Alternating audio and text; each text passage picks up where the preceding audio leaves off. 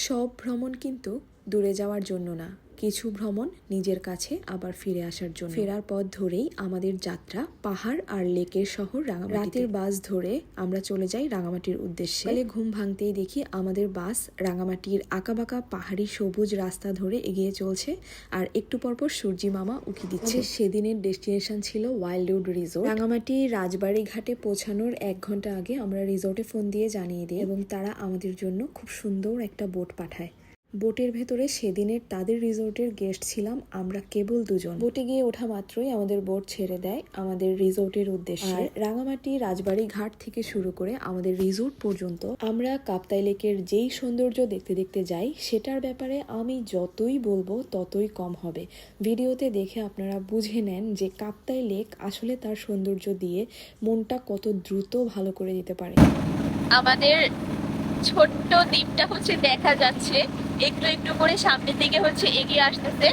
আমি জানি না যে ক্যামেরাতে বোঝা যাচ্ছে কিনা, বাট ওই যে আমাদের ছোট্ট দ্বীপ, আমরা এখন ওইটাতে গিয়ে ইনশাল্লাহ একটা রাত স্টে করবো। আমাদের আগে থেকে বুকিং দেওয়া ছিল। বোট থেকে নামার পরে আমি চারপাশের সৌন্দর্যটা আরেকবার একটু দেখি। ভাই, এখানে আমি একদম ভাষাহীন হয়ে যাই। এন্ট্রি নিলে প্রথমেই ওদের এই রেস্টুরেন্ট এরিয়াটা, এটাই এখানকার সবচেয়ে সুন্দর জায়গা। ওদের এই রেস্টুরেন্ট এরিয়াটা এমনভাবে রাউন্ড শেপ করে করা, আপনি যেখান থেকেই বসেন বা রেস্টুরেন্টে যেখানেই আপনি বসেন না কেন, আপনি কাপ্তাই লেকের অনেক ওয়াইড ভিউটা পাবেন। ঠিক আছে, এই যে ওই সাইড থেকে আমরা আসছি, অ্যান্ড এখানে এসে আমরা আমাদের নৌকা থামছে, আমরা এখন নেমে গেছি, পৌঁছে গেছি আমাদের ডেস্টিনেশনে। আলহামদুলিল্লাহ, অনেক বেশি সুন্দর।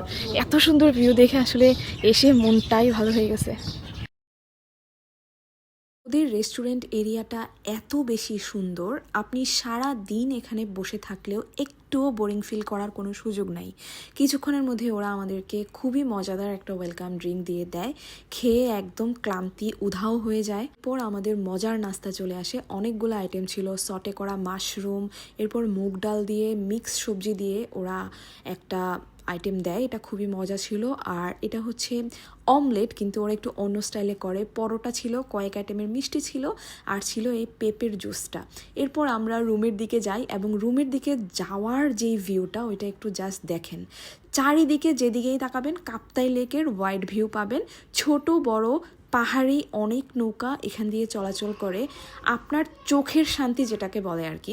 এরপর আমি আমার ব্র্যান্ডের শ্যুট করতে করতে একদম দুপুরের শেষ দিকে হয়ে যায়। দ্রুত আমরা একটু সুইমিং করতে নামি, আর সুইমিং পুলটা একদমই আমাদের রুমের সাথে অ্যাটাচ ছিল। আর সুইমিং পুলের সামনে একদম পুরো কাপ্তাই লেকের ওয়াইড ভিউ। অনেক আইটেম ছিল খাবারের মধ্যে, তার মধ্যে শুধু এই ব্যাম্বো চিকেনটার ভিডিও আমরা করেছি, এটা বেস্ট ছিল। সেই সাথে এইরকম একটা এনভায়রনমেন্টে বসে লাঞ্চ এনজয় করাটা একদম স্বর্গীয় ছিল। লিমিটেড কাইকিং ছিল আমাদের প্যাকেজের ইনক্লুডেড, এজন্য আমরা সন্ধ্যার আগেই দ্রুত একটু কাইকিং করতে নামি। পিসফুল ছিল। অ্যান্ড বিকালের দিকে বা সন্ধ্যার আগের দিকে দেখলাম আকাশটা একটু মেঘলা হয়ে আসে, এবং যত দূর পসিবল হয় সন্ধ্যা হতে হতে আমরা কাইকিং আমাদের রিসোর্টের চারদিকটা কভার করে দেখি। আসলে এই সময় বা এই মুহূর্তগুলোর কথা যতই বলবো ততই কম হবে। আমার মনে হয় ক্যামেরাতে এটার সৌন্দর্যের কিছুই আমি আনতে পারি নাই। এটা আসলে বাস্তব চোখে দেখে অনুভব করার মতো সুন্দর। চারদিকের এই শান্ত পরিবেশ, নদীর পানির শব্দ, দূরে উকি দেয়া ছোট বড় পাহাড় আমাকে নতুন করে অনেক অনুপ্রেরণা। সেই 2 ঘন্টার একটা ডিপ ঘুম দেই, পর রুম থেকে একটু বের হই রেস্টুরেন্টের উদ্দেশ্যে। আর ওয়াইল্ডউড রিসোর্টের রাতের ভিউ এক কথায় স্বর্গীয়। আমি এর বেশি আর কিছুই বলবো না, কারণ এত ভয়ঙ্কর সৌন্দর্য রাতের বেলা এখান থেকে দেখা যায়। সেই সাথে সেদিন ছিল ফুল মুন, তাদের আলো পুরো কাপ্তাই লেক জুড়ে ছড়িয়ে যায়, আর একদমই শান্ত পরিবেশ। আর পুরো এই দ্বীপ জুড়ে শুধু কেবল আমরা ছাড়া আর অন্য কোনো গেস্ট ছিল না। ছিল আমাদের রাঙামাটি ট্যুরের প্রথম দিন। এটা ভালো লাগলে লাইক করে দেবে।